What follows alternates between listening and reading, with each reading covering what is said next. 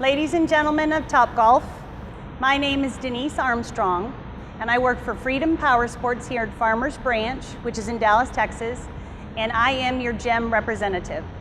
I'm going to be going through a video with you just to show you some of the do's and, more importantly, the do-nots, just to make your experience the best it can be with your new GEM cars.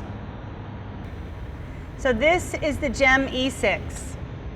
The things that differ on this car than the cars that y'all have at your locations are you have LED lights installed in the ceiling, and you have LED lights installed up underneath.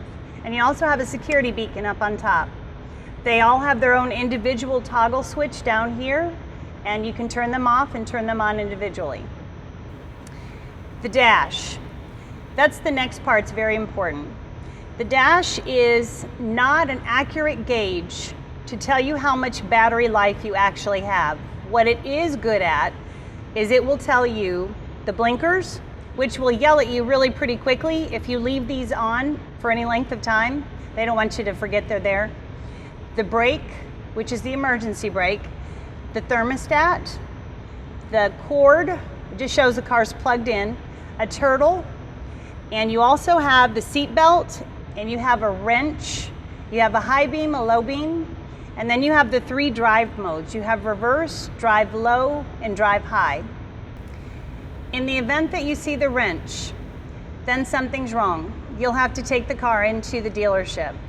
And for each of your locations, I've researched the closest GEM dealership, and your general managers have those addresses so you'll know where to go.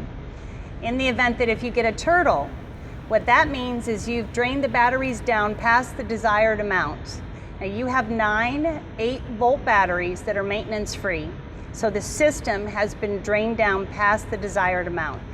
Turtle basically means protection mode. The car will still run, but it's going to run very slow and use very little power. And 9 times out of 10, you can go take the car and plug it in, come back however many hours later, 8, 9 hours, and the turtle's gone and you're good to go.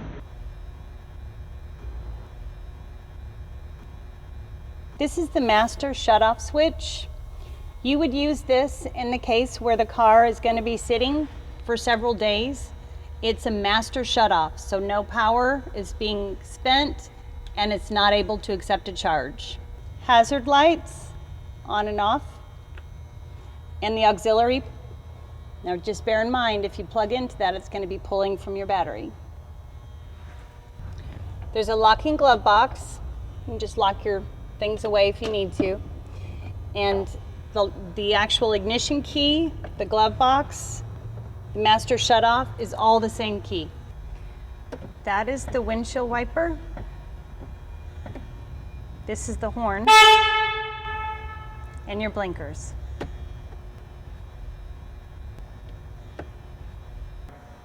So now we want to go over how to accurately tell how much charge your battery needs to become completely full and totally charged. This is the plug, and as you can see, power is going into it because it's lit up. So this is just how you plug your car in. Getting to the brain, very easy. You can go under the hood or you can look underneath this wheel well. So this is how you accurately tell how much power is left in your battery and how much it needs to become completely charged. So the brain is located in front of the left front wheel well, and it has 2 indicator sections. The lower section, there are bars 1 to 6. That's just the level of charge that the car is accepting. It's just letting you know how much it's actually taking in. The top portion are the indicator lights, which will tell you the top button is a hazard. That means something's wrong. The second button is a squiggly line. That just means power is going to the car. The third button, if it's blinking green, it's 80% or better charged. The fourth button, if it's lit, just means it's in process. Now for some final tips, just to help you get the maximum battery life out of your GEM. Because the car, the E6, has a 30-mile range, a max speed of 25 miles an hour, we want to recommend that you at Topgolf for the first 3 to 4 days run the car to about 15 miles, which is half. Then park the car, plug it in, and completely charge it up. We believe this is going to maximize the battery life for the car, and it should work correctly for a longer period. We also want to recommend that 35 psi is kept in the tires. That's also going to keep the battery life. And in the event that if you need to replace your extension cord, please make sure it's 15 feet or less. We've noticed if they're too long, it takes a long time for the car to charge. And remember, you're going to need a dedicated power outlet to plug your GEM into. That also speeds things up. So the final thing that I want to tell you about is don't plug and go.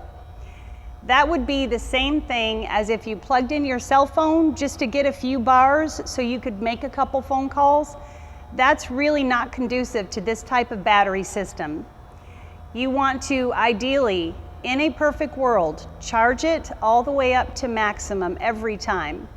But if you can't do that, at least get it to the 80%. And remember, the blinking green light on the brain is 80% or better. There's no standard time frame from the 80% to 100%. It could take a half an hour, it could take several hours. It's all going to depend on where the battery's at that time. So the 80% or better, all the time, 100% whenever possible, and you'll have the longest battery life out of your battery system. We wish you luck, and I hope you have a great season.